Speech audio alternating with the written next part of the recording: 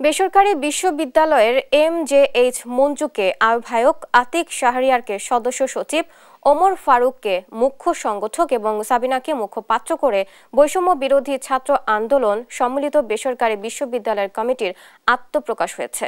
বুধবার রাতে বাংলা মোটরে বৈষম্য বিরোধী আন্দোলনের কেন্দ্রীয় কার্যালয়ে এই ঘোষণা দেন সমন্বয়ক রিফাত রশিদ।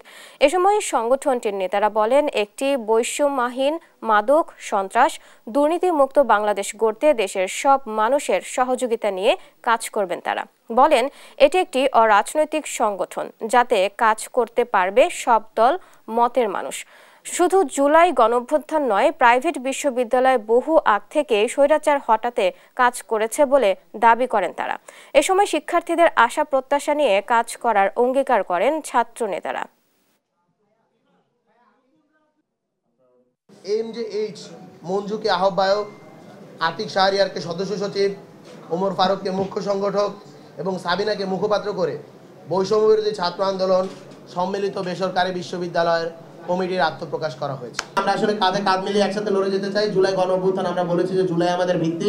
জুলাই যেমন পাবলিক প্রাইভেট একত্রে মিশে গিয়েছিল, একত্রে বুকের তাজা রক্ত ঢেলে দিয়ে দেশের থেকে স্বৈরাচারী হাসিনার পতন ঘটিয়েছে এবং নতুন বাংলাদেশ বিনির্মাণ করেছে। ভেবে আমরা কাঁধে কাঁধ মিলিয়ে সামনের দিকে এগিয়ে যাবে। বেসরকারি বিশ্ববিদ্যালয় যেন রাষ্ট্রের গুরুত্বপূর্ণ ভূমিকা রাখতে পারে এবং বেসরকারি বিশ্ববিদ্যালয় কোনো ক্ষেত্রে যে পিছিয়ে নেই এবং সেটাও আমরা দেখিয়ে দিতে চাই।